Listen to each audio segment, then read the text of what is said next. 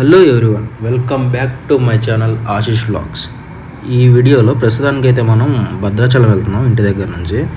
ఈ వీడియోలో నేను అసలు ఆగ్రా ఎలా వెళ్తా, అక్కడ నేను ఎక్కడ ఉండేవాడిని, ఆ కాలేజ్ ఎలా ఉంటుంది, అసలు ఆగ్రా లోకల్ అంతా ఎలా ఉంటుంది, ఆగ్రా మీన్స్ సికింద్రాబాద్ అనమాట, సరౌండింగ్స్లో ఎలా ఉంటుంది అన్నది చూపించబోతున్నా. సో ఇదే ఈ ఛానల్లో ఫస్ట్ వ్లాగు. ఇంతకుముందు ఛానల్స్ వ్లాగ్స్ చాలా ఉండేవి కానీ అవి బ్యాన్ అయిపోయాయి, ఏవో కారణాల వల్ల బ్యాన్ అయిపోయాయి. సో ఇదే ఫస్ట్ వ్లాగ్ ఈ ఛానల్లో. ప్లీజ్ కీప్ సపోర్టింగ్ మీ. అయితే ప్రస్తుతానికి మనం భద్రాచలం వెళ్తున్నాం. భద్రాచలం అంటే మా బాబాయ్ వాళ్ళ ఇంటికి బైక్ మీద. అక్కడ భద్రాచలం నుంచి ఖమ్మం నుంచి ట్రైన్ అనమాట, ట్రైన్లో వెళ్తున్నాం మనం. అయితే స్లీపరే, ఏసీ థర్డ్ ఏసీ అయితే ఏం కాదు. సో జస్ట్ స్లీపర్లో వెళ్తున్నాం, ఎందుకంటే ఈ వీడియోస్ ఇంకా చాలా వస్తాయి. ఇది ఒక ట్రిప్ లాంటిది అనుకోవచ్చు. కాలేజ్ పని మీద వెళ్తున్నా, ప్లస్ ఒక ట్రిప్ లాంటిది కూడా. సో ఈసారి నాతో పాటు మా తమ్ముడు కూడా వస్తున్నాడు. వెళ్దాం, చూపిస్తాను మీకు కూడా, అంతా క్లారిటీగా చూపించడానికి అయితే ట్రై చేస్తాను. ఇది మన ఆర్టీసీ బస్సు కదా, ఖమ్మం వరకు అయితే ఈ ఆర్టీసీ బస్సులో వెళ్ళిపోతాం. మా బాబాయ్ కారులో తీసుకొచ్చి దింపారులాగా, నేను అది వీడియో షూట్ చేయడం మర్చిపోయాను. మేము బేసిక్గా మా బాబాయ్ వాళ్ళ ఇంటికి వెళ్ళి అక్కడ నుంచి ట్రైన్ ఖమ్మంకి వెళ్తాం అనమాట. ఇది ఖమ్మం రైల్వే స్టేషన్.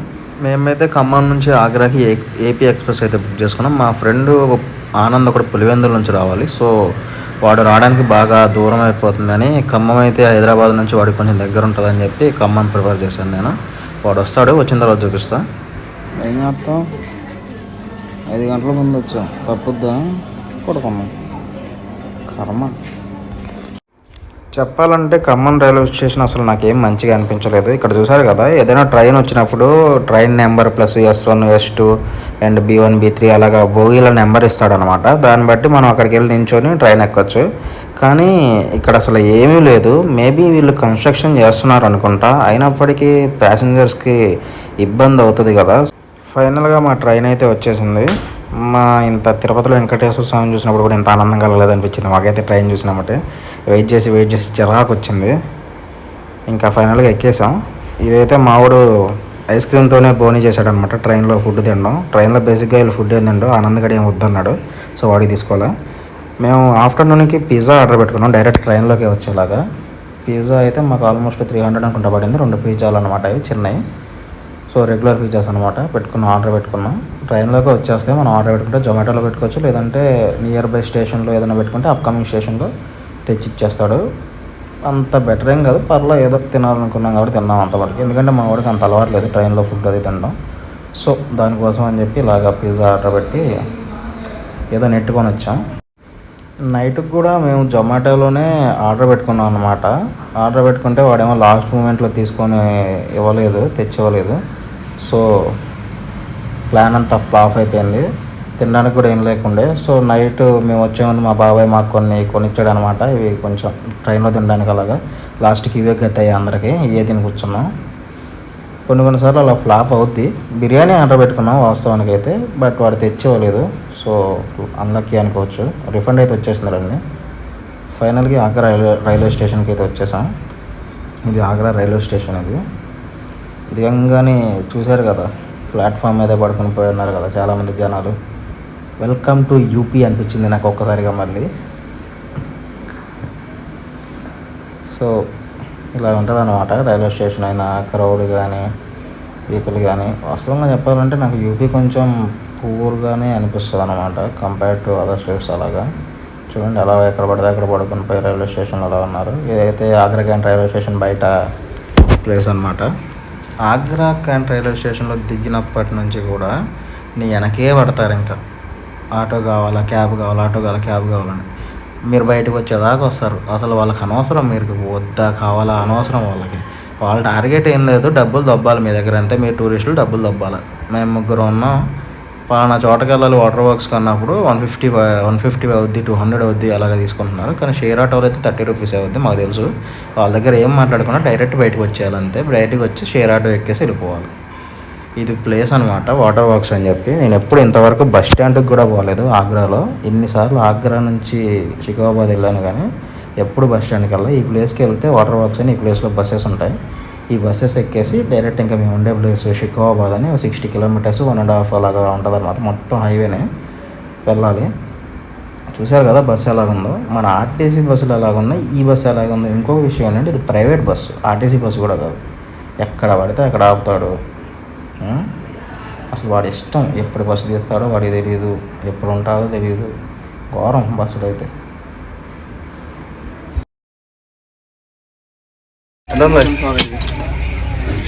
పోలా అదిరిపోలా బస్సు కూడా అమ్మ అట్లా ఉంటుంది మరి.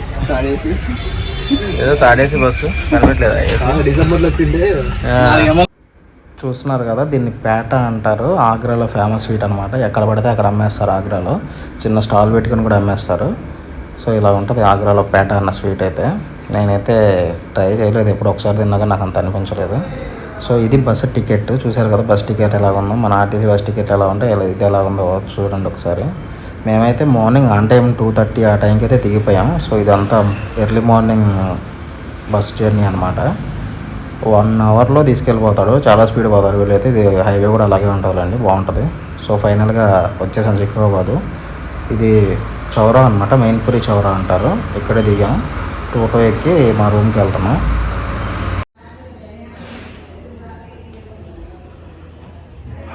అప్పటికప్పుడు సెట్ చేసి వాళ్ళ ఇంట్లో రూమ్ ఇచ్చారు.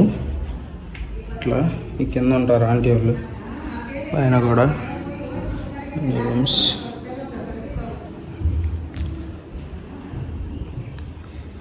మా బెడ్లో ఏం వేసుకొని సెట్ చేసాం. ఇది మొత్తం 4 ఫ్లోర్స్ ఉంటుంది. తిరుపతి కొండ ఉన్నట్టు ఉంటుంది అనమాట. ఎక్కుతూనే ఉండాలి, మెట్లు వస్తూనే ఉంటాయి. ఇది స్టార్టింగ్లో మేము ఉన్న రూము. ఫస్ట్లో మేము ఉండేవాళ్ళం. ఫస్ట్ మాకే రెంట్కి ఇచ్చారనమాట వీళ్ళు. ఇంతకుముందు రెంట్కి ఎవరికి ఇచ్చేవాళ్ళు కాదు. చాలా క్లీన్గా నీట్గా ఉంటుంది. ఈ ప్లేస్ అంతా మేమే యూజ్ చేసుకునే వాళ్ళం. ఇది బయట అనమాట. ఇది పైన తర్వాత మేము వచ్చిన తర్వాత ఆ రూమ్ కట్టారు. ఇది మేము ఉండే రూము. ఇలా మొక్కలు అవి పెంచుకుంటూ ఉండేవాళ్ళు అంకుల్ వాళ్ళది. బయట కుకింగ్ చేసుకునే వాళ్ళం, లోపల మేము ఉండేవాళ్ళం. ప్రస్తుతానికైతే వేరే వాళ్ళు ఉంటున్నారు. సో అందుకోసం అని చెప్పి మాకు వాళ్ళ ఇంట్లో ఒక రూమ్ ఇచ్చారనమాట ఆంటీ వాళ్ళు. ఎందుకంటే బేసిక్గా మేము రెంట్ కట్టలేదు, ఏం కట్టాం అంటే అయిపోయిన తర్వాత. బట్ మన మంచితనం చూసి ఏదో వాళ్ళు కొంచెం హెల్ప్ చేసి అట్లా వచ్చినప్పుడల్లా ఇస్తూ ఉంటారనమాట. సో ఇదైతే సికింద్రాబాద్ సిటీ మొత్తం సరౌండింగ్స్. ఇది మేము ఉండే ఏరియా సరౌండింగ్స్ అనమాట. ఇలా ఉంటుంది మొత్తం ఇల్లులు అవన్నీ. మీరు చూస్తున్నారు కదా, ఇల్లులు బాగానే ఉంటాయిలే కానీ అంత సిటీ అనిపించదు మనకి. పర్లా అన్నట్టుగా ఉంటుంది, కానీ బాగానే ఉంటుంది ఉండడానికి అయితే. సిటీ అదంతా అదే ప్లేస్ అదంతా ఇట్లుంటుంది అనమాట.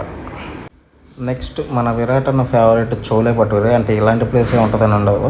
కాకపోతే ఇక్కడ ఏంటంటే ఎక్కువ హోటల్స్ కూర్చొని తిన్నో అట్లా ఏం ప్రిఫర్ చేయరు. ఇలాగే ఉంటాయి, ప్లేట్స్ అయ్యే ఉండవు, పేపర్లో పెట్టేసి ఇస్తాడు. ఇలాగ అంత క్లీన్గా ఉన్నట్టుగా అనిపించదు, కానీ చూసుకొని తినాలన్నమాట. బాగానే ఉంటుంది. చోలే భటూరే అని ఫేమస్ ఇక్కడ. బాగుంటుంది టేస్ట్, నాకైతే నచ్చుద్ది పర్సనల్గా. ఈయన దగ్గర తింటాం మేము ఎక్కువగా.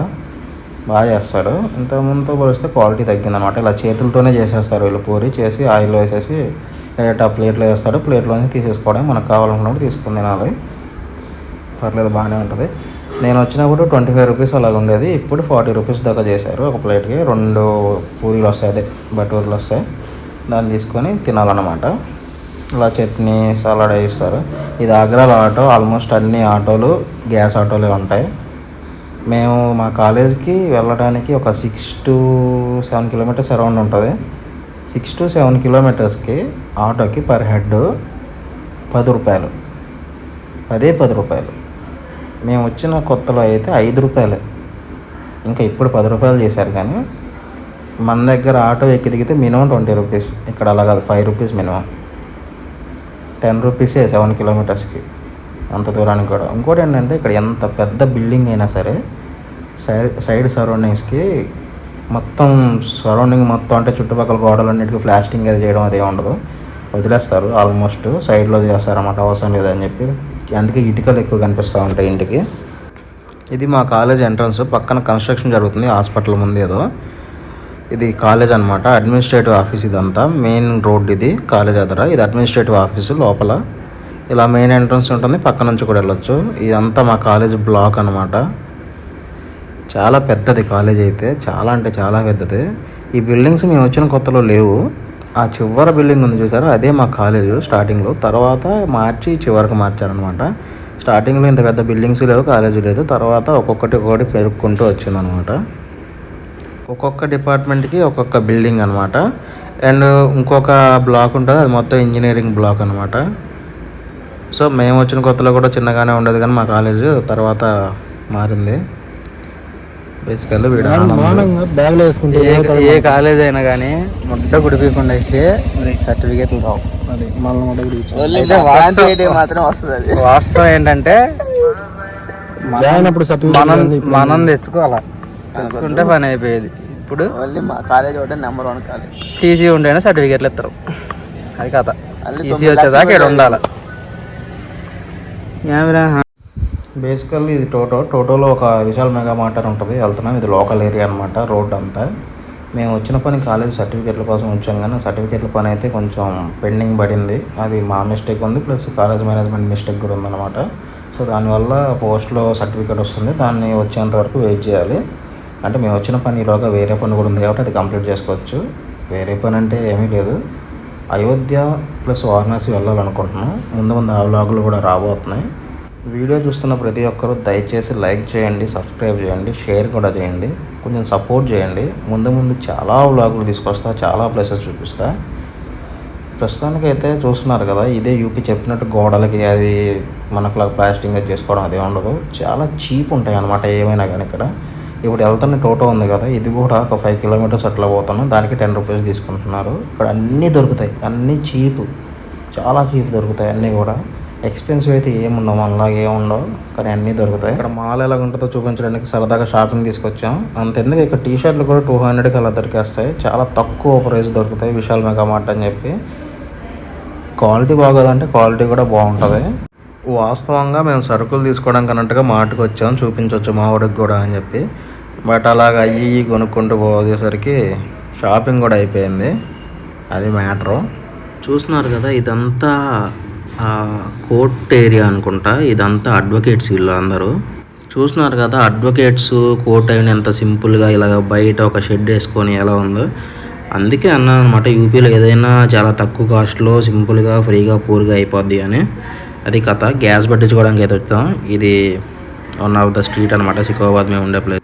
చెప్పే కదా సింపుల్గా తేల్చేస్తారని. బంక్ చూసారా ఎలా ఉందో.